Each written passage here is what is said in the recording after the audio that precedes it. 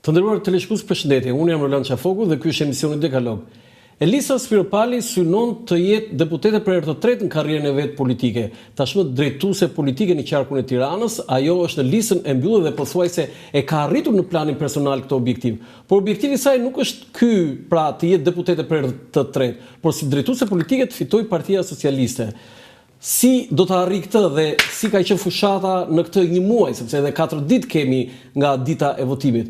Unë kam kënaqësinë të kem sot në intervistë të ftuar kryetaren e Parlamentit, deputeten e Partisë Socialiste dhe një mike të vjetër të emisionit të mia, Elisa Spiropali. Faleminderit që pranuat ftesën. Mirë se gjej, Roland. Nëse mund të drejtojmë me emër. Po patjetër ne kemi këtë konfidencë prej shumë. Pastaj edhe formatin e keni shumë miqësor këtu. Edhe studion, edhe ta krijon këtë ndjenjë afërsie. I kam me kënaqësi gjitha intervistat me ty, sepse kam ndjekur një kronologji kohore të gjithë karrierës tënde dhe çfarë ke bërë në karrierën tënde, unë të kam marrë një intervistë. Pra, edhe kur ke filluar hyrjen tënde në politikë, kur erdhët nga Shtetet Bashkuara të Amerikës, nga Kanada, nga studimet tuaja jashtë, gati nga të parë që kam marrë intervistë dhe pastaj në gjitha stacionet politike të karrierës tënde unë kam marrë intervistë. Ka ndonjë gjë që ti ke ndryshuar në dhënien e intervistave, paktën me mua flas? Ti je një kronikan i vëmendshëm, jo vetëm për mua, po për politikën e për historinë në tërësi, kështu që kam besim te gjykimet e tua për fazat e ndryshme të karrierës politikanëve, jo vetëm times. Kështu që jam kurioze të dëgjoj më shumë nga ju për analizën që keni bërë mbi këtë. Zonja Spiropali, si ka Mbi vete nuk mund të flitet, do ishte shumë autoreferenciale. Do vi një ditë që do flasim ne për ju. Zonja Spiropali, si ka ecur fushata deri tani? Edhe 4 ditë na ndajnë. Keni një perceptim për atmosferën, për atë që ju e mendoni edhe e nuhasni, sepse ju tashmë jeni me një përvojë të gjatë politike, pavarësisht se na dukeni shumë e re për ato, për jo thjesht për moshën, po edhe për energjinë që keni. Si e keni përcjell këtë fushatë? Unë mbuloj si drejtuese politike në qarkun Tiranë 4 bashki, Kavajën, Rogozhinën, Kamzën dhe Vorën. Në bashkinë Tiranë është drejtuese politike Ogerta Manastiliu. Ne po punojmë si një ekip për të jo vetëm bashkërenduar punën dhe për të patur një rezultat që besoj në qarkun e Tiranës do jetë nga rezultatet më të mira që ne kemi mbritur në këtë qark, por edhe për të qenë pranë qytetarëve dhe për t'i bërë debatet aty me ta, si dhe për të parashtruar, jo vetëm ato që kemi bërë, por edhe ato që do bëjmë.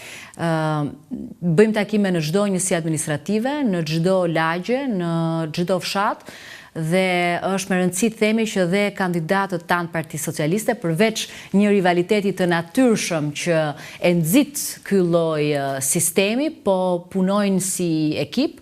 Ne shkojmë në takime të përbashkëta me kandidatët, ku më e rëndësishme se sa vota individuale është misioni historik që ne kemi për 11 majin, për t'i dhënë një shumicë Partisë Socialiste që është përtej gardit ton politik, është përtej dasive politike, është për të garantuar rrugën pa kthim të Shqipërisë në Bashkimin Evropian. Shqipëria 2030 Bashkimin Evropian nuk është më një ëndër e largët, është një realitet i prekshëm, është një perspektivë shumë e afërt për cilën ne po punojmë çdo ditë.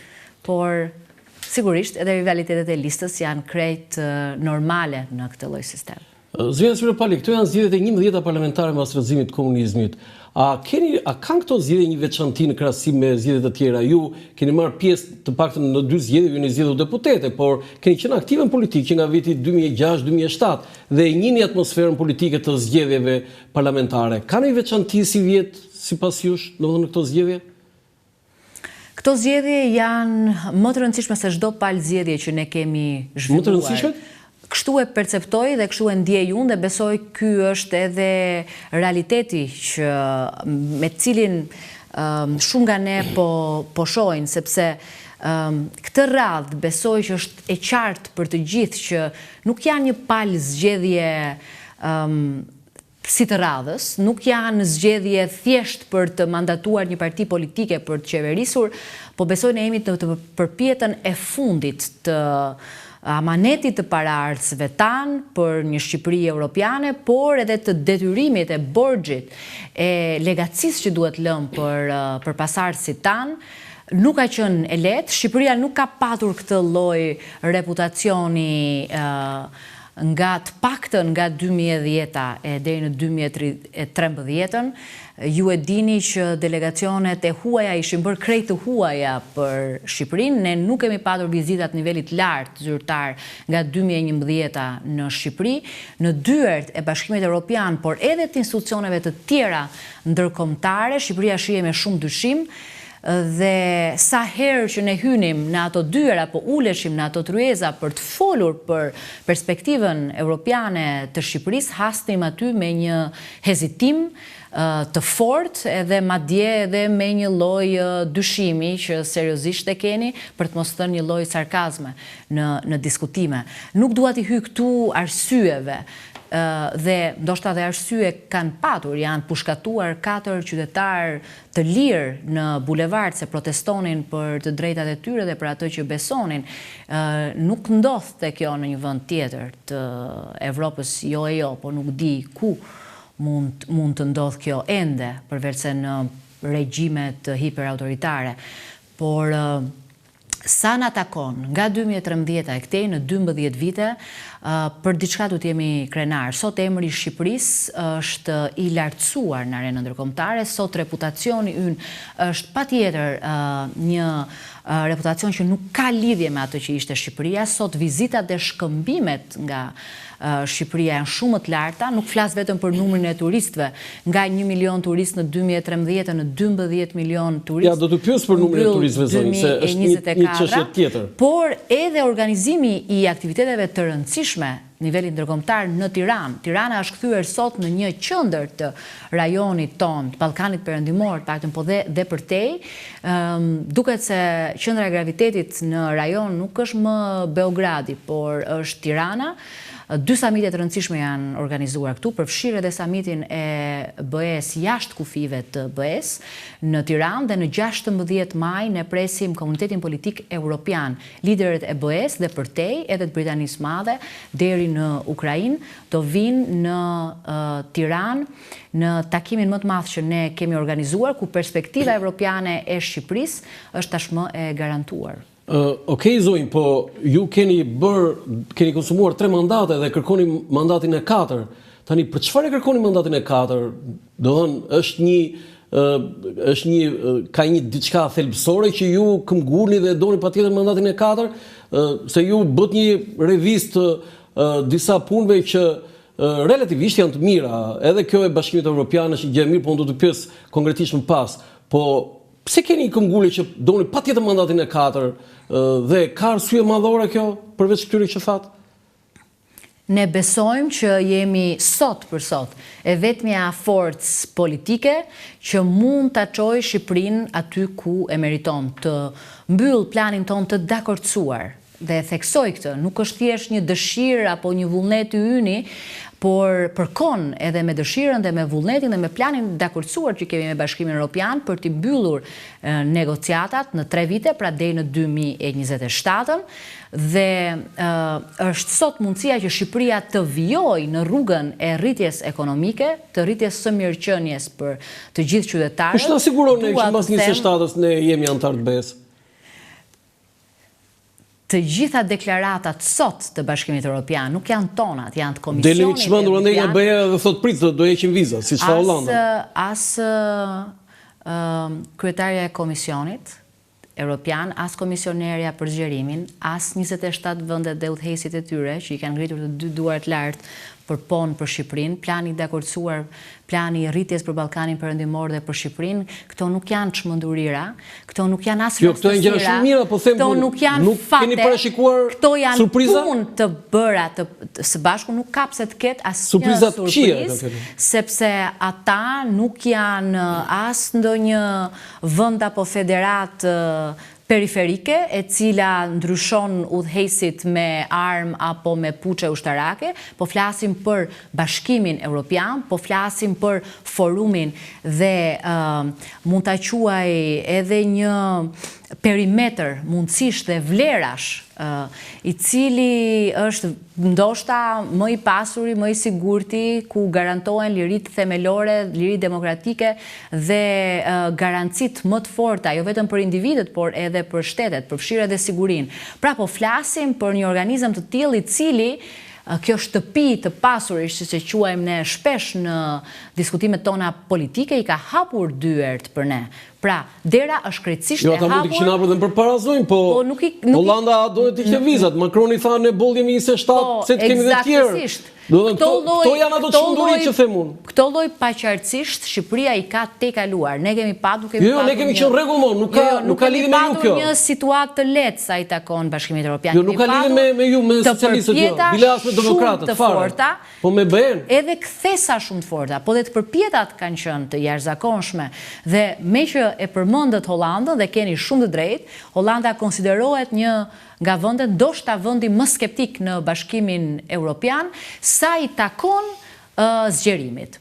Dhe sa i takon Shqipërisë, ky skepticizëm, kjo mbyllje sysh ishte edhe më flagrante se me vendet e tjera. Mbaj mend në 2019, apo dhe më herët, para se të bëhesha ministre për marrëdhënie në parlamentin, isha deputete në Kuvendin e Shqipërisë dhe isha kryetare e grupit miqësisë me Hollandën. Dhe po ju them që ç'nuk kemi hequr në takimet përballë me ta, ku pyetjet ishin nga më të çuditshmet për Shqipërinë, sepse si informacioni po konfirmoni ti që thashun. Absolutisht. Si informacioni ishte i mangët nga shumë prej tyre, ashtu dhe skepticizmi ishte i madh, ashtu dhe dinamikat e brendshme politike të tyre, partia apo një tjetër, përdornin element të zgjerimit apo të vendeve të tjera për të ndezur debatin e brendshëm publik dhe politik. Sot, Shqipëria e ka tejkaluar këtë, jo vetëm me vendet e tjera të Bashkimit Evropian, por edhe me vendet më skeptike si Hollanda. Ne bashkuar me Maqedoninë, doli dhe Bullgaria. E kam përmendur në një studio dhe nuk dua ta ripërmend, po unë para 2 muaj. Përsëritja është më me dijes, na thoshte Zysha. Po është edhe ati mërzis, kështu që nuk do doja që... Jo, këtu në studion time nuk është. Do doja që tu mund të ketë mërzit të tjera, por jo përsëritja. Tishte më shumë më me dijes. Dhe në një takim zyrtar para 2 muajve në Poloni, me kryetarin e Kuvendit edhe me kryetarin e Senatit, Polonia ka sot presidencën e BE-s, mund t'ju them që mbështetja për Shqipërinë ishte pa asnjë rezervë dhe hezitim. Ndaj edhe grup kapitujt sot për Shqipërinë janë çelur, presidenca polake çoi kërkesën për çeljen e grup kapitujve të tjerë, brenda 2025-s ne mbyllim. Pra, hapim negociatat për të 6 grup kapitujt me Shqipërinë, në vizitën po ashtu të para disa kohëve, para disa muajve, ndoshta edhe më pak se 2 muaj në Hollandë, me kryetarin e Senatit dhe me kryetarin e Kuvendit dhe me kryetarin e Komisionit Politikës Jashtme dhe gjithë deputetët aty, dhe kryetarja e Komisionit Jashtëm rastiste që ishte një euroskeptike, për Shqipërinë nuk kishte asnjë skepticizëm dhe në fakt u votua në Parlamentin e Hollandës pa asnjë hezitim ftesa për çeljen e grup kapitullit. Pra, është e qartë sot që kjo është një mundësi e jashtëzakonshme për ne. Komisionerja për zgjerimin Marta Kos para pak ditësh në një intervistë në Europa Radio e Lirë e tha që ndoshta dhe 2029 dhe gjasat më të mëdhaja janë që 2029 atë jetë viti për... Jo 30-a, se në ngrit gjakme atë, se 25 dhe 4 për 29, se ju socialistët ja u numëroni këshu ato lapsës e demokratëve. 2 nga 2, thua. Jo, ju thoni, ne në ebri votën se në këto 4 vitit do jemi antarë të BE-s, por në 2030-ën. Tani unë se kam kuptu në njërë. Fillon ratifikimi i marrëveshjes për antarësimin në parlamentet që me mbylljen e negociatave në 2027. Unë kuptoj këtë, po ai banori aty që i kërkoni i thjeshti, nuk e kupton këtë. 25 dhe 4... Ja kemi shpjeguar banorëve ta keni shumë të qartë që edhe shpjegime se çfarë sjell Bashkimi Evropian i kemi thënë, po për ta mbyllur deklaratën për komisionerin për zgjerimin, deklaroi që Shqipëria do jetë vendi i 29 në 2029 që do t'i bashkohet. Po të 27 për 28? A janë 27? Është Malizi dhe Shqipëria. Bash 27. Janë të dyja frontrunners. Për ta mbyllur këtë argument, zënja Spirpali. Tani po mund të shpjegojmë se çfarë sjell BE-ja me që ju e tani bëjnë pyetje unë, se ke shumë gjata fjalë. Atëre po. Do të thonë dikur i kishte më të shkurtra fjalë. E konsideroj si shenjë vlerësimi që po ju jap sqarimet e duhura. Nëse doni të flas më shkurt, është më e thjeshtë për ne.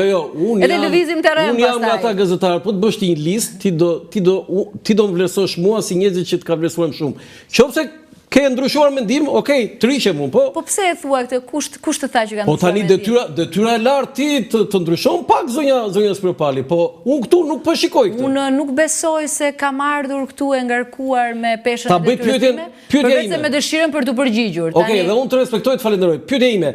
Zonjë, ju thoni me të drejtë ne Partia Socialiste kërkojmë mandatin e 4 për këtë arsye. Okej. Tani antarësimi i Shqipërisë në BE, vetëm PS-ja mund ta bënte, vetëm Edi Rama, sepse për të qenë korrekt, merit kanë edhe për gjitha etapat, edhe kontributet e tyre, dhe Partia Demokratike në pushtet. Merit ka dhe Partia Socialiste kur drejtohej nga Fatos Nano. Merit ka edhe në disa kryeministra të tjerë. Pse ju e këmbgulni me një forcë që në fakt mua më duket të tepruar, mund ma shpjegoni ju, mund të jem unë gabim që PS-ja edhe Edi Rama ose tjetër njeri nuk e antarëson Shqipërinë BE. Përgjigjen e do shkurt apo siç duhet? E do po? Kaq, po jap një përgjigje po, edhe kaq. Po, është vetëm Edi Rama dhe PS. Po pse? Po e doja shkurt përgjigjen. Jo, se thashëm të këtë e thatë ju. Në rregull. Pse vetëm PS dhe Edi Rama? Nëse fiton PD, nuk bëhet? Në tani se që të dalë nga ky zhgualli i kryetares kuvendit edhe të dalë te personi që kandidon dhe është drejtuese politike në Tiranë, është deputete dhe është një antare e Partisë Socialiste. Si mund ta përfytyroni ju dhe ata që e bëjnë këtë pyetje nëpër studio, që sot në kushtet që është Sali Berisha mund të jetë një person apo një kryeministër, se kjo është ëndër në beze, po nuk ka asnjë rëndësi që mund t'ulet përballë udhëheqësve të Bashkimit Evropian. Si mund ta përfytyroni këtë? Pra, është një njerëz që është zyrtarisht në nënhetim, është i pandehur për korrupsion dhe të shohim edhe akuzat e tjera, nuk thash i akuzuar zyrtarisht. Ata mund të takojnë zotin Berisha, pse? Dekord, po mirë. Amerika nuk dakor. Po se janë të detyruar ata të takojnë. Nuk ka forcë që i detyron ata përveç respektit ndërsjellë dhe detyrave të bëra. Nuk ka detyrë. Nuk po e përsëris atë që dy vula i ka në ball, jo vetëm nga Shtetet e Bashkuara të Amerikës, po dhe nga Britania e Madhe, për të mos thënë që është njeri që është i provuar dhe i stërprovuar në drejtimin e këtij vendi. Nuk është se Shqipëria nuk ja ka dhënë atij njeriu mundësinë. Po mund fitoj Luzim Basha s'gjeni. Mundësi. Tani e ktheve po, në rregull. Po. Por këta të gjithë me premtimet që bëjnë këta patjetër detin do ta bëjnë kos. Këto perëndimin e diellit male të leqen do t'i bëjnë pilaf të gjitha dhe këta do marrin të gjithë nga një lugë në brez edhe do jenë të gjithë të lumtur se kur i dëgjon premtimet e këtyre vetëm me këto lloj metaforash mund t'i krahasosh, po për të kthyer te realiteti i fakteve dhe ku jemi, pra jo vetëm nuk ka asnjë garanci që këta mund të çojnë përpara rrugën evropiane të Shqipërisë dhe të vazhdojnë rrugtimin, sepse ai nuk është një kontratë e shkruar në gur, varet nga qeverisja, varet nga bërja detyrave, varet nga besueshmëria e udhëheqësve që ke përballë, varet nga reputacioni i vendit, varet nga reputacioni i udhëheqësve që shkojnë në këto takime. Janë shumë të lidhura dhe mos kujtoni që ka qenë shesh me lule apo ka qenë një tapet i kuq i shtruar për ne, për Shqipërinë, për Edi Ramën, për qeverinë, kjo rrugë kaq e përpjet. Janë dashur shumë takime, janë dashur shumë komunikime intensive, janë dashur shumë ndërveprime, shumë prova besimi dhe tashmë dhe në këtë pozitë fal Zotit, po dhe fal punëve, ne kemi mbritur që ta kemi këtë besim kaq të madh. Dhe fakti që ata vinë në Tiranë për herë të parë, dhe Tirana nuk është më një cep i harruar i Europës, është një vend ku periodikisht zhvillohen takime të këtij niveli dhe të kësaj rëndësie. Kjo dëshmon që vetëm Edi Rama dhe Partia Socialiste mund ta çojë përpara këtë rrugë. Ne kemi bërë planin e dakordsuar, ishte iniciativë personale e Edi Ramës për i propozuar në Bruksel, po dhe në Tiranë, në takimin e udhëheqësve të BE-s, plani i rritjes i Ballkanit Perëndimor, 922 milion euro që i përfiton vetëm Shqipëria me çdo hap që hedh dhe detyra që bën. Vetëm para pak javësh 64.5 milion nga këto 922 milion u dispursuan për Shqipërinë për 2 marrëveshjet që ne kaluam në kuvendin e Shqipërisë dhe do vijojnë të dispursohen. Për të mos folur për përparësitë dhe të mirat që sjell Bashkimi Evropian. Dhe këtë e din gjithë, e din studentët, e din fermerët, e din grupet e tjera shoqërore. BE-ja nuk është një flamur vetëm. Nuk është vetëm një pasaport. Para 10-15 vjetësh. Evolojmë të gjithë. Po, evolojmë. Kryetari i kuvendit ashtu. Patjetër në një studio të tillë të një njeriu që më ka respektuar atëherë kur fjalit ishin të shkurtra. E ka përzyem se ishin të shkurtra, sigurisht mund t'i jap vetes edhe lirinë që të flas pak më gjatë. Por nëse duhen edhe zbërthime të tilla për çfarë sjell konkretisht BE-ja për ne, mund edhe të hymë. Okej, zonjë, janë 2 shprehje që kanë nxjerrë nga fushata, nga përfaqësues Partisë Socialiste që më kanë bërë shumë përshtypje, do të thënë janë dhe me humor. E para, ajo për ju që jeni në listën e mbyllur, se ju jeni në listën e mbyllur, po sigurisht ju keni jo avantazhe, po keni statusin e drejtuesës së qarkut. Siç ka thënë Nasip Naço, që mjafton mos i shtypi makina dhe jeni deputet, dhe ajo Ermonela Felajt që thotë gara për të kuptuar që gara brenda partisë dhe konkretisht brenda Partisë Socialiste në qarkun e Tiranës është e fortë, tha që motra jemi shoqes jemi, shoqja jemi motras jemi. Kjo është garë. Ju sikletos kjo, si e komentoni këtë? Ka diçka këtu që juve mund ta komentoni, po me humor, po doni pastaj mund t'i bini dhe gjatë. Mund ta bëj edhe me humor, po do dalim, besoj do mbushim titrat e emisioneve. Ti se ke pasur një problem, ti ke mbushur lajmet për Bashkimin Evropian. E ke mbushur që vitin 2007, jo tani që je kryetari i kuvendit. Po, do flisnim për këto, po për ta thënë seriozisht, të parët, e pastaj të hym te pjesa e humorit, sigurisht që është një sistem shumë sfidues për kandidatët që janë në listë të hapur. Janë në një garë me njëri tjetrin që përveç garës me kundërshtarin duhet të sigurojnë dhe votat për mandatin e tyre politik. E ndihmon më shumë partinë kjo? Ajo shumë fort e besoj që e ndihmon. Unë e shoh në territor, po, sepse si deputetët e listës hapur, ashtu edhe të listës së mbyllur, se deputetët janë të gjithë të përgjegjshëm për mandatin që kanë marrë, po punojnë shumë fort, po sidomos ata për vota personale dhe drejtuesit politik pa diskutim, dhe gjithë të tjerët mes po punojnë për të prekur ndoshta edhe territore, edhe grupe, edhe familje, edhe njerëz të cilëve mund mos t'u ketë vajtur kush në derë për shumë e shumë vite. Ka, pa diskutim që ka. Pa diskutim. Patjetër. Në qarku i Tiranës është shumë i madh dhe nuk është e lehtë që të mbrysh në çdo familje, po unë po shoh që edhe aty ku nuk ka patur kontakte më parashëm politik, deputetët janë edhe për votat e tyre personale. Pra, sigurisht që do ketë fitues dhe jo fitues në këtë garë, por nuk do ketë humbës. Nuk do ketë humbës as në Partinë Socialiste, sepse fitoria jonë, mandatit 4, do jetë edhe më e madhe. Edhe më e bukur besoj se fitoria e 2021-shit. Qarku të Tiranës, jo, më ngacmove me këtë që nuk do ketë humbës, po do ketë vetëm fitues. Okej, pesa.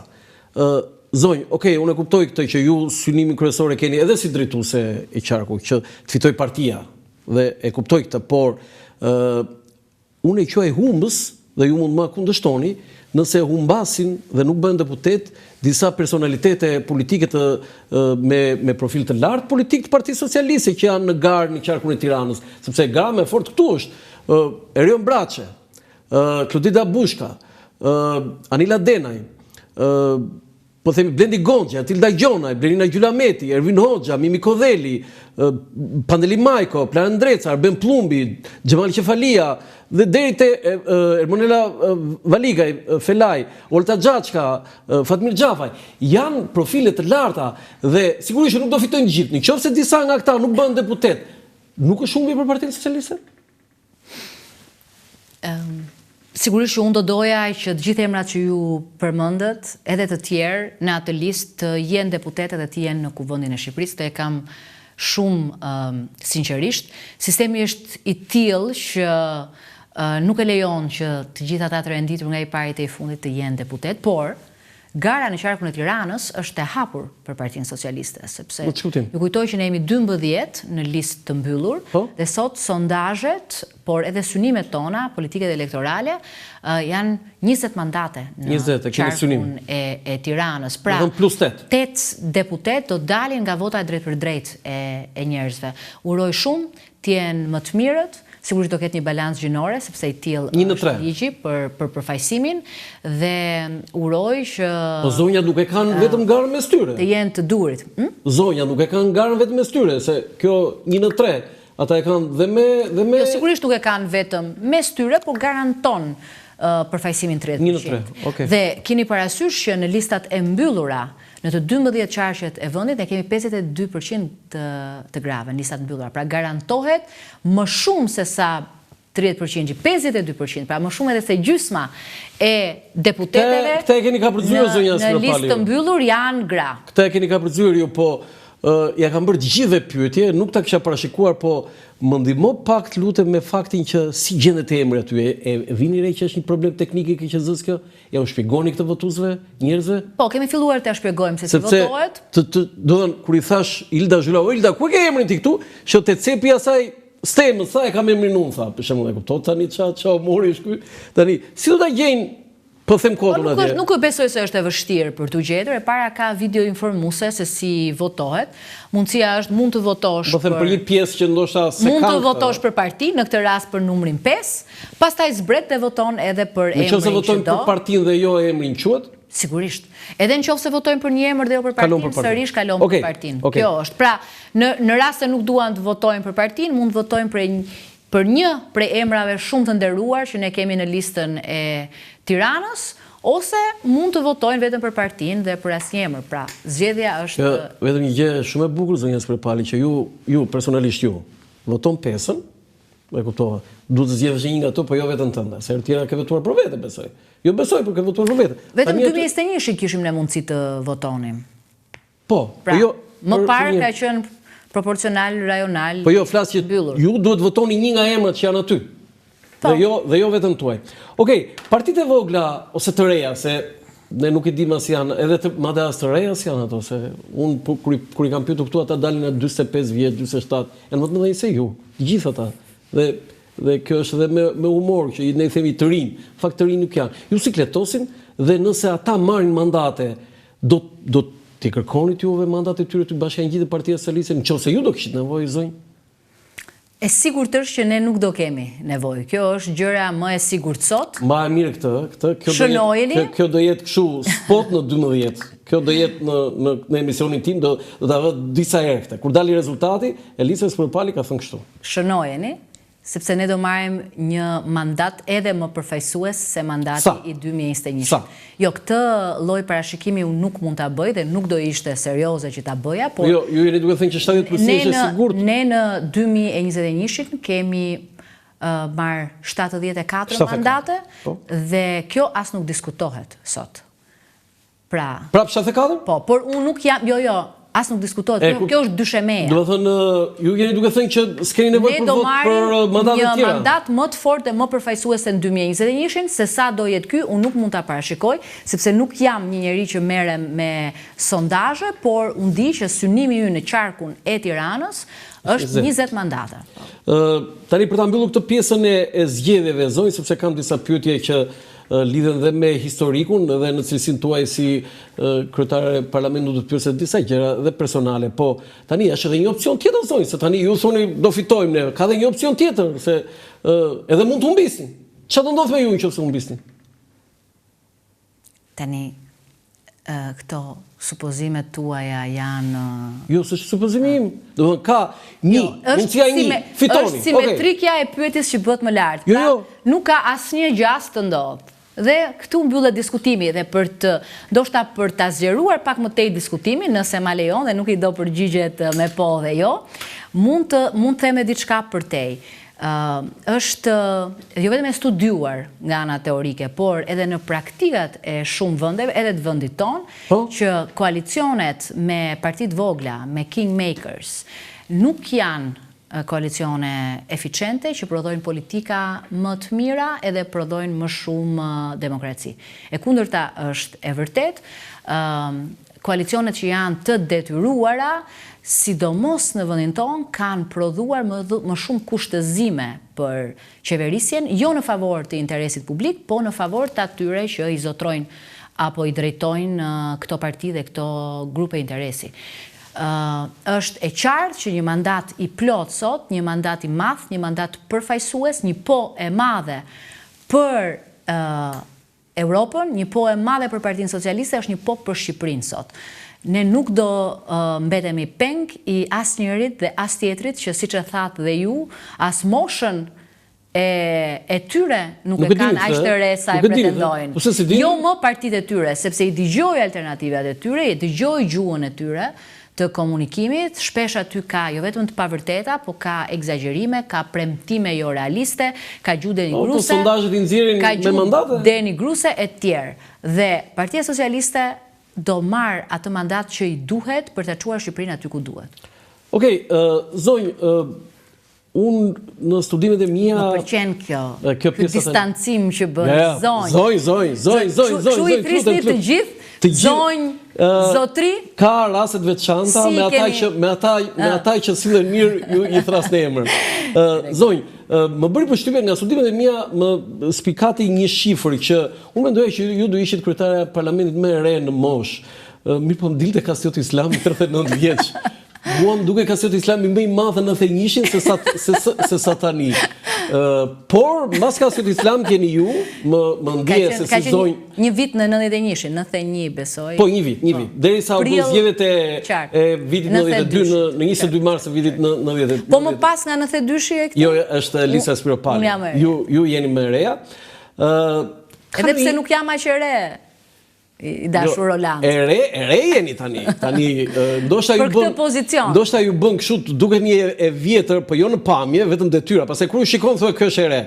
Zonjë, ka avantazh apo dizavantazh ti jesh në këtë moshë të drejtosh, të bësh një detyrë që është detyra e dytë më e rëndësishme në kuporin e shtetit, në hierarkinë shtetërore.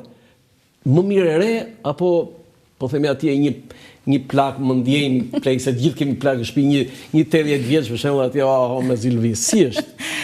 Të vjen shumë në ndihmë energjia, të vjen në ndihmë grinta, të vjen në ndihmë dëshira për të reformuar, për mos t'i lënë gjërat siç janë, për të intensifikuar komunikimet dhe ndërveprimet, jo vetëm me shumicën, por edhe me opozitën.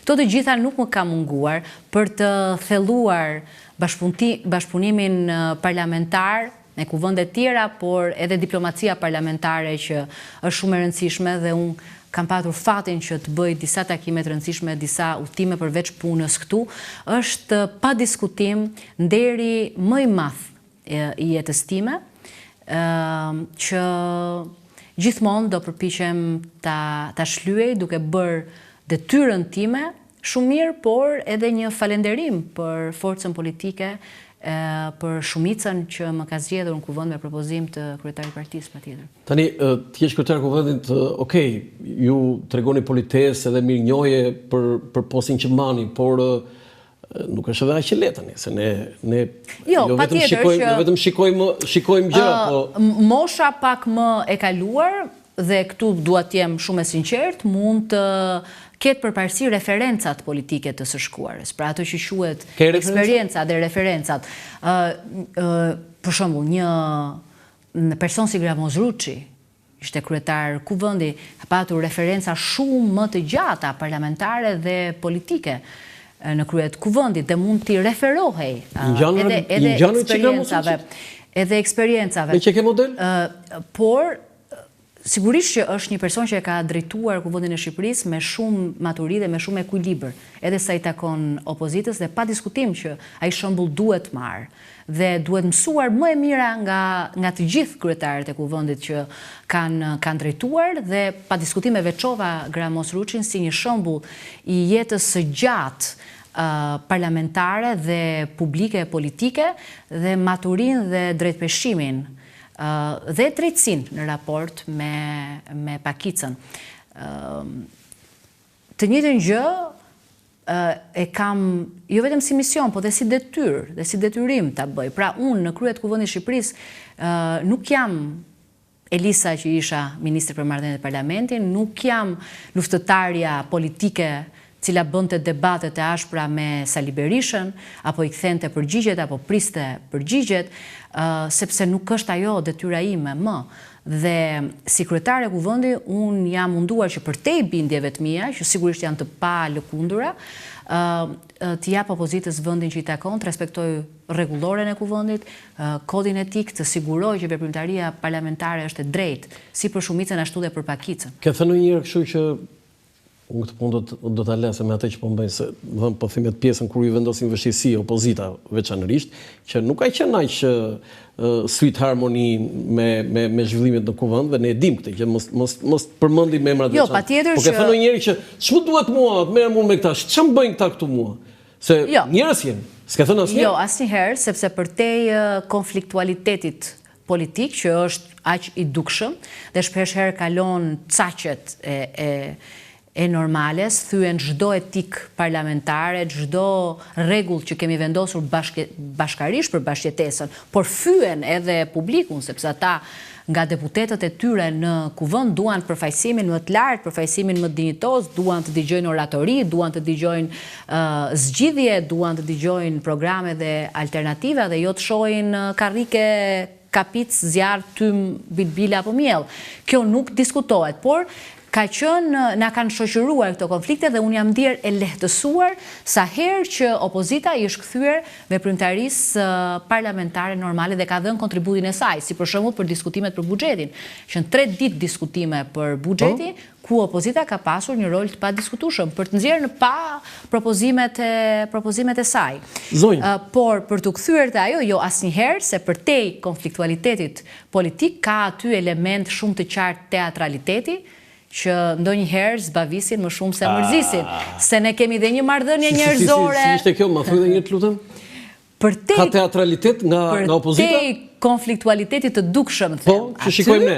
Që shikoni, ka pa diskutim edhe teatralitet shumë madh. Se ne kemi një marrëdhënie njerëzore edhe përtej sallës seancave plenare. Kush është regjizori, zonjë? Kështu që unë edhe argëtohem ndonjëherë. Argëtohesh. Kush është regjizori i këtij teatri?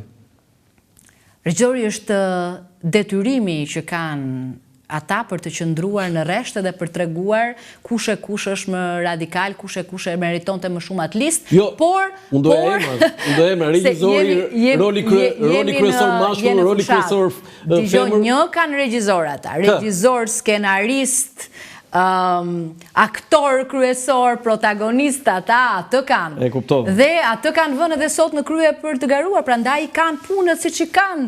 Zoti Qafoku, ndryshe do t'i kishin ndryshe. Prandaj e keni Tereziu, prandaj. Prandaj e keni Terezi, them. Ne nuk bazohemi te dobësitë e tyre. Ne mundohemi të forcojmë cilësitë tona të mira. Zonjë, në studimet e mia, po nuk është ndonjë zbulim im i ky, po un kam lexuar shumicën e fjalimeve dhe oratori numër 1 në gjithë historikun e parlamentit mua më rezulton Ali Këlqyra. Por ne kemi dhe Fanolin, Fajkonicën, Gjeq Fishtën, Ndre Mjedën, Ahmet Zogun, Qerembej Vlorën, Sefi Vllamasin, që ishin në vitet 20-30. Këta ishin më të spikaturit. E ndajmë bashkë të pasionin e leximit të fjalimeve të vjetra. Por, edhe mbas 90-s ne kemi një radhë politikanësh me një artikulim shumë të mirë. Si Fatos Nano, Sabri Godo, Sali Berisha. E di që s'pëlqen ky Sali Berisha ty, po ai është nga oratorët më të mirë të parlamentit. Dasha Mishej, Ben Blushi, Sokolo Dashi, Edi Rama, edhe ndonjë tjetër, por pyetja ime është pse kemi ngecur këtu, zonjë? Do të thonë, pavarësisht se e nisëm keq, po unë dua ta them se unë nuk e kam fare kompleksin dhe s'maj natë. Rritja profesionale politike e Elisës Spiropalit nuk është se është bërë kryetare e parlamentit, por sepse ka rritur profilin e saj të oratorisë. Nuk të kanë vënë këtu se do ishte sheqer, do ishte kështu sherbet baklavaj, siç thon nëna tona, por ti këtu e ke rritur. Ndoshta një ditë mund të vjetë e mrit këtu, po pse kemi ngecur këtu, zonjë? S'ka, kush? Them ca emra unë tani të vjen për të qeshur. Do të thënë, ka ndodhur diçka? Çdo kohë ka oratorët e saj, çdo kohë ka nevojat e veta për të patur udhëheqës të tillë. Ju kujtojmë që në vitet 20 në parlamentin e parë edhe atë që quhet Republika e parë apo demokracia, aty nevoja për mbijetesën e shtetit shqiptar, për forcimin e institucioneve, ishte aq e lartë sa në atë kuvend ishin vetëm ata që kishin patur mundësi të shkolloheshin jashtë, vinin përgjithsisht nga prejardhje shumë të larta shoqërore dhe kishin patur një aktivitet patriotik edhe shoqëror shumë të spikatur, sepse ata i krijuan institucionet nga Këshilli i parë kombëtar, më pas me radhë parlamentet. Pra janë dy kontekste, dy kohë të tjera. Të njëjtën gjë besoj mund thonë edhe francezët, mund thonë edhe italianët për kohët e rigjallërimit të jetës tyre parlamentare apo rilindjes. Nuk besoj se kemi ngecur, çdo kohë ka përfaqësimin e vet dhe kemi sot një orator të këtij kalibri? Po ju thash, ishte një kohë shumë specifike. Do ta riformuloj pyetjen.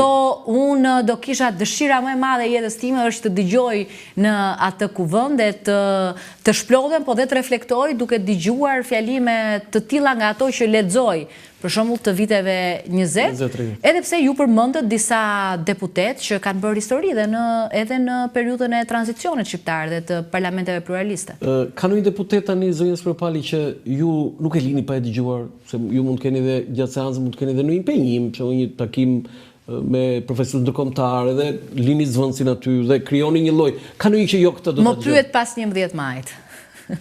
Po do vi shtu pas. Atë po premton, do vi shtu, do vi përsëri. Jam në fushat. Nuk po të përmend emra. Jo, më mund të ishe edhe socialist, nuk ka. Po nuk ka rëndësi, si socialist si demokrat, jemi në fushat. Të lutem regjia, janë të gjithë kryetarët e kuvendit nga viti 1991 deri më sot. Një përcaktim t'i kalojmë shpejt e shpejt. Kasiot Islami, që mua më gjante më i madh atëre se sa tani. Por në fakt është 39 vjeç. Një përcaktim. Si e vlerësoni? Po, ka hyrë në histori. Kaq. Iku nga socialistët, prandaj. Po, iku nga socialistët. Po jo, po shumë se kaq. Foto tjetër. Pjetra Arnori. Një kryetar kuvendi që nuk e la asnjëherë dhimbjen, traumën e jetës tij dhe urrëtitjen jo se jo të dominonte mbi maturinë dhe mbi ekuilibrin e tij, një figurë shumë e respektuar që i ka bërë nder kuvendit të Shqipërisë. Më vjen mirë zonjë që bët këtë përkufizim për të ndjerim Pjetra Arnori, sepse është një figurë që edhe pse ishte i Partisë Demokratike pra i djathtë dhe për gjithë ato që vojti, nuk u përkiste vetëm atyre. Absolutisht jo. Ishte kryetar kuvendit gjithë. Kuvendi real, po. Skënderi Gjinushi?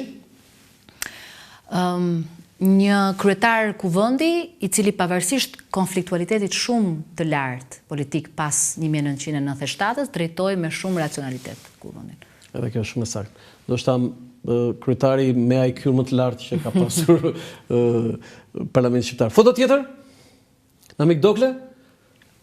Një figurë shumë e respektuar dhe i tillë që dha dorëheqjen nga kryetar kuvendi për mos shkaktuar krizë institucionale me institucionet e tjera, kushtetuese të tjera, pra meriton respektin maksimal. Foto tjetër? Servet Plumbi? Një njeri, një kryetar kuvendi i cili ndërthuri dijet e tij, jo të pakta të thella politike dhe shoqërore për t'i shërbyer atij pozicioni. Pra një ngritje niveli si nga pikpamja teorike ashtu edhe ndërveprimit me deputetët. Josefina Topalli? Kryetarja e parë grua e kuvendit të Shqipërisë, pra jo Madje kishte një foto me zonjën Topalli, jo për të në vlerësuar, kryetarja e parë dhe kryetarja më e gjatë. 8 vjet. Kryetarja më e gjatë, 8 vjet po. Ka drejtuar kuvendin e Shqipërisë, do ta lë me kaq, që më duket sikur komentoj pastaj mbi cilësi të tjera të mënyrës se si i qasej pozicionit kryetarit kuvendit në raport me opozitën, që në ato vite në fakt nuk ishte për të... Më mirë që e le.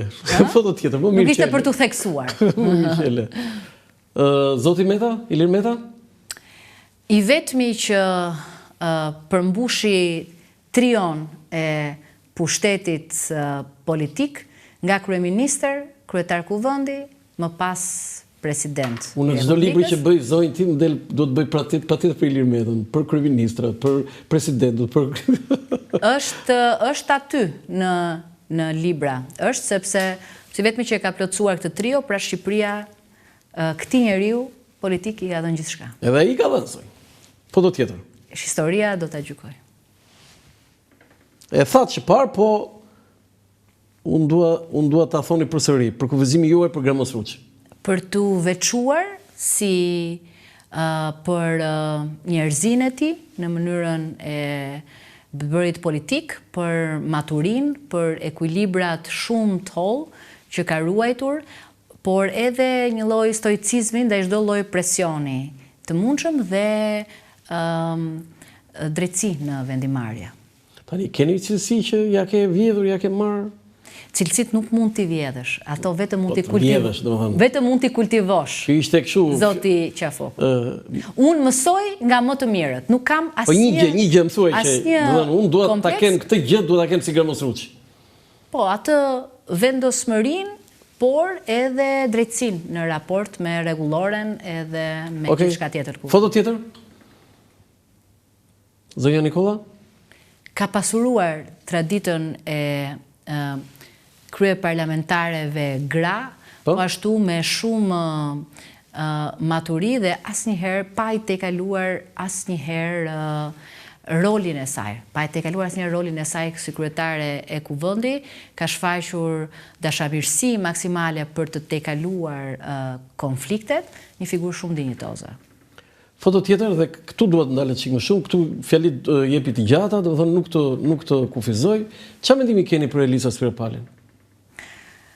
Mendimet që ke për veten nuk janë ato që duhet të diskutohen në për studio, se autoreferencialiteti është një nga veset e politikës shqiptare. Ndonjëherë i dëgjoni politikanët që flasin për veten në vetë të tretë, që më duket gjëja më e pamundur në botë. Unë nuk jam e gatshme që t'i thras vetes time në vetë të tretë.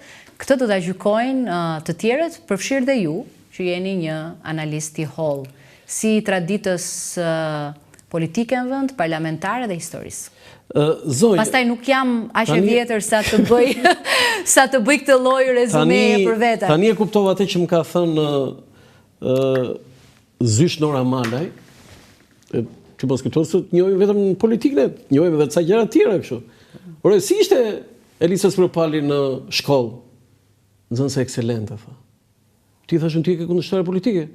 E kam, tha, po e kam dashur shumë dhe ishte nxënëse ekselente, më e mira, jo në klasë, jo në shkollë, tha, por në Tiranë, tha, në gjithë Shqipërinë. Dhe kjo përgjigje ishte më shumë kështu për të kuptuar nga ato testet që të kanë bërë kur ke qenë në shkollë, besoj në Amerikë, se ata e kanë këtë stil. Dhe më vjen mirë që dhe këtë përgjigje. Zonjë, mua më ka bërë shumë përshtypje. Po, Norën e kam patur Zysh në gjimnazin Qemal Stafa, ka qenë në drejtoresha. Në drejtoresha. Ka qenë në drejtoresha e gjimnazit Qemal Stafa. Qa lëndët ka dhënë? Jo, nuk më ka dhënë lëndë. Ishte në drejtoresha, por të gjitha aktivitetet që bëheshin në shkollë ose jashtë, Zysh Nora më thriste të parën. Si për të prezantuar, si për olimpiada, si për... Ajo kishte një vlerësim të jashtëzakonshëm për ti, mo? Shkoja kudo. Më vjen mirë që e ka shprehur edhe publikisht. Edhe kërkoj ndjes që ta nxora këtë gjë, po tani po, që kemi qenë në dy kampe të ndryshme, po dhe në kuvend ne kemi pasur një marrëdhënie shumë të mirë dhe unë më pas u largova. Pra, vetëm vitin e parë dhe vitin e dytë kam bërë në gjimnazin Qemal Stafa, vitin e tretë, vitin e katërt kam bërë në një kolegj në Kanadan Perëndimore, në një kolegj ndërkombëtar. Në atë kohë ne bënim një konkurs për një bursë që ishte shumë e rrallë, 5 gjimnazistë nga Shqipëria fitonin një bursë për kolegjet e Botës Bashkuar. Ju fituat? Po, fitova atë bursë edhe në gjimnazin Qemal Stafa ajo u konsiderua si një gjë e madhe, sepse unë isha një nga nxënësit e Tiranës. Dhe pastaj ju vazhduat studimet në... Pas Kanadas, pas kolegjit në Massachusetts, Shtetet Bashkuara të Amerikës, për politikë dhe ekonomi. Ju keni qenë në shtetin e universiteteve më të mira që ka Amerika dhe gjithë bota. Një fat i madh. Dhe për çfarë studiot? Unë kam studiuar për politikë dhe ekonomi double major kam. Përfunduar në 2 deg me titull nderi për të dyja, po. Si ishte jeta juaj studentore dhe po edhe pjesa e gjimnazit, sepse ju gjysmën e gjimnazit ke qenë 16 vjeç që ti kish nga familja, nga Shqipëria, dhe ku në Kanada, jo këtu në Itali, këtu afër, këtu përballë Durrësit. Por si ka qenë jeta juaj në këto dhe mësime, sepse gjithçka atje ka qenë lidhur vetëm me mësimet. Landi të fitoje një bursë në 1999 për të studiuar në një kolegj ndërkombëtar në Kanada, ku president deri ishte Nelson Mandela, ishte si të fitoje llotarinë më të madhe të jetës. Të gjithë në atë kohë donin të iknin, donin të studionin, ishte një fat i madh, po sigurisht edhe me një lloj përpjekje të madhe, sepse do kaloje në këto konkurse. Ne bëm një konkurs me shkrim, pastaj intervistë me drejtorin e shkollës në Wales, Britaniku, që erdhi këtu për të na intervistuar. Pra nuk është se kishte nepotizëm në këtë mes, apo unë kisha ndonjë lidhje të madhe politike apo miq që mund të më siguronin këtë lloj burse. Çfarë pozite kishin prindërit këtu? Pritët e mi ishin punonjës të dy në postën e Shqipërisë, nuk ishin asnjë pozitë të lartë. Aktivitet, po them. Jo, asnjë aktivitet. Dhe ti fitove vetë këtë. Si e fitove? E fitova me konkurs. Ja, ashtu, hyra në konkurs dhe pastaj pas 100, ne ishim 120, besoj gjimnazistë në gjithë Shqipërinë që kishim, duhet i kishe të gjitha 10 semestër të parë, semestër të dytë, që të mund të hyje në atë lloj konkursi, dhe pastaj pasi klasifikoheshe, pra ata, le të themi 10 që dilnin të parët, duhet të hynin në një intervistë me drejtorin e shkollës. Pse u ktheve në Shqipëri? Sa qëndruat mbasi u diplomuat? Unë kam jetuar 7 vjet në Kanada dhe në Amerikë. Do të thënë 2 edhe 4. 4 edhe 1 vit kam punuar në New York, po. Ke punuar në New York? Çfarë pune ke punuar në New York? Kam punuar në një studio ligjore të interesit publik në Manhattan. Studio me shqiptar apo me amerikan? Jo. Të dy në fakt nuk ishin amerikan, po. Hebrej, po amerikan. Ishin burrë e grua, të dy, edhe ishin 2 partnerët e firmës. Po për kuriozitet anglishtën, po mësove këtu ti? Ja dedikoj dikujt? Po, ja dedikoj babit tim në fakt që më ka çuar në kurs anglishte që në klasë 4 atë 5. Me kë profesor ke? Me Zysh Nerimanin, e cila ishte një njeri që bashku me 2 motrat e saj, ishin internuar në Savër të Lushnjës 31 vjet. Wow! Po, dhe 31 vjet të internuara në Savër të Lushnjës, i kujtoj me shumë respekt. Vllai i tyre u arratis nga Shqipëria për në Amerikë, ato ishin me mbiemrin Hoxha nga Gjirokastra. Mos më thoj që kishin në një gjë me Hoxha. Patjetër duhet të jenë familje madhe, Kokalari, Hoxha, nuk e di, me këtë mbiemër, po të treja ishin të pamartuara sepse të internuara në moshë shumë të re, zysh anglishte, zysh rusiste, profesore tenisi, 31 vjet kanë jetuar në Savër të Lushnjës. Dhe kur dolën nga internimi në Tiranë, u kthyen në shtëpinë e tyre pas radio televizionit shqiptar, në një nga ato vilat aty, dhe unë i kujtoj me shumë nostalgji kursin e anglishtes që bëja te Zysh Nerimani. Me vite, baba im ka çuar, besoj që në klasë të 4. Ke filluar që në klasë 4? Po. Sa i besonte shumë që duhet t'i jepesha studimit të gjuhëve. E takon Zyshën e anglishtes? E ke takuar, ke pas rast? Jo, nuk e kam takuar këto kohë, nuk e kam takuar, por e përshëndes tani. Ja, ky është një rast për ta përshëndetur. Për ta përshëndetur edhe do gjej mënyrën për të vënë kontakt me to, se nuk janë më aty ku kanë pas jetuar. Familja juaj, ju e keni atë privatësim, po unë do të bëj pyetje të tillë që sa i mbështet në këtë detyrën e re, se unë e di që ju keni pasur një suport në karrierën tuaj politike, po detyra e kryetares parlamentit është që hap televizorin, shikoj listën atje. Dhe babai, nëna, bashorti, po edhe fëmijët, si përcjellin kur ka situata jo shumë të këndshme. Se them në njëherë fikim ne televizorin. Atë do bëhet tym. Janë mësuar, po ime më problemin më të madh që kishte. Mamaja, si quhet mamaja? Mimoza, kurse ta gëzoj dhe përshëndesim. Imat Aleksandër. Aleksandër, po. Ai nuk i ka shumë problem për balë politike, se i duket si sfid që unë duhet ta fitoj. Po ime më e kishte shumë problem, sidomos debatin me Sali Berishën. Po, ato debatet që bënim ne 2 vjet rresh në kuvend, Po pse duhet të ngrihesh vetëm ti dhe ti përgjigjesh, ishte problemi i saj. Problemi i saj ishte mos u veço. Do me thënë, pse duhet të jesh ti që i kthem përgjigje një njeriu që nuk e ka gjuhën të lëmuar, për të thënë minimumin e mundshëm. Dhe ti i the mamas, mama ti ke shumë drejt, besoj. I thash mamas, ti në shtëpi me televizorin, unë me punët që më takojnë të bëj. Kam një pyetje tillë. Për nga kozjatja zonja Spiropali, renditja e kryeministrave në historinë e shtetit shqiptar 113 vjet, do të nuk është pak, po nuk është edhe shumë. Mehmet Çelli 27 vjet e 3 muaj, Edi Rama 12 vjet dhe sipas jush do bëhen 16, ju e thatë, se thash unë. Enver Hoxha 9 vjet e 9 muaj, Adil Çaçani 9 vjet e 1 muaj, Sali Berisha 8 vjet e tjerë. Si e komentoni ju këtë shifrë?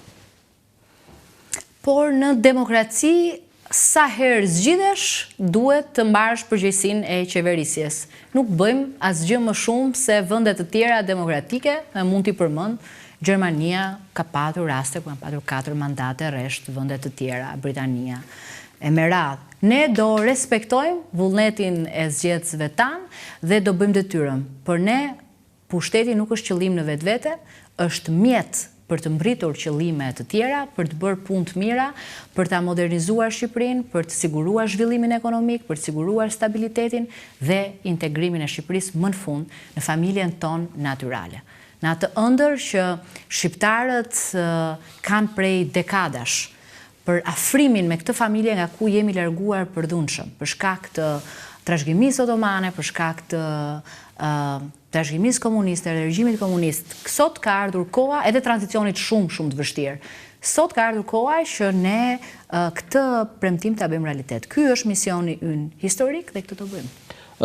Unë nuk mund të rria pa bërë dhe një pyetje që ishte normale, jemi në fund të intervistës zonjë, që bashkëpunëtori, një nga miqtë tuaj, bashkëpunëtori mi vjetër, po edhe një bashkëpunëtor politik, si Erion Veliaj, është i arrestuar.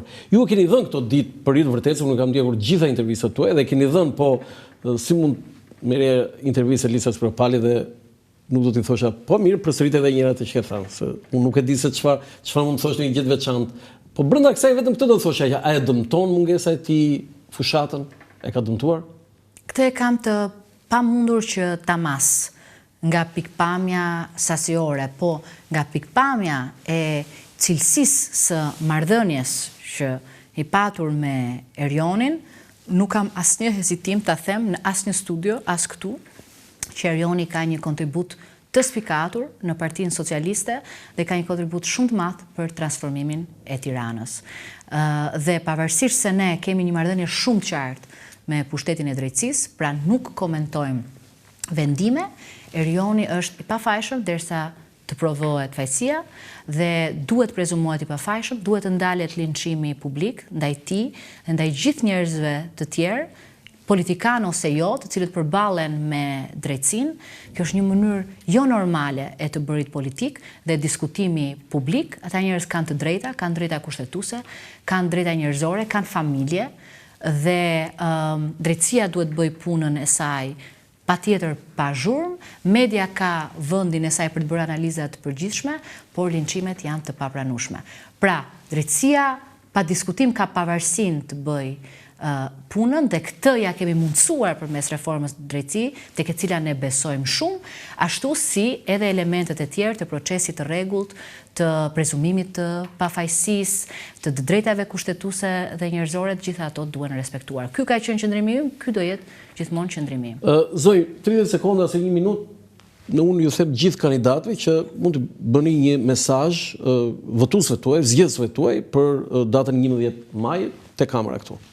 I kam dëgjuar mesazhet, kanë qenë mesazhe edhe personale, për shkak se keni patur shumë kandidatë që janë në listë të hapur këtu.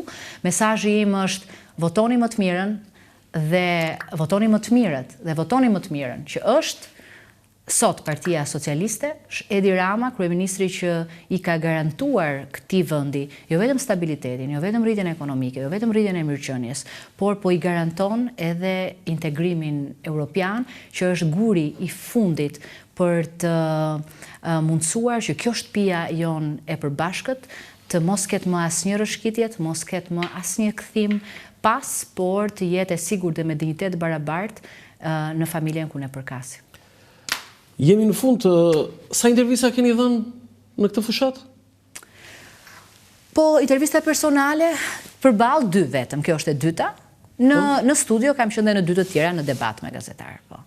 Besoj duhet keni, deri sot është e mërkur, duhet keni se është... Jo, besoj e mbyll me ju. Me vërtet? Si ishte intervista? Si që mendoja dhe si duhet. Qëndro këtu.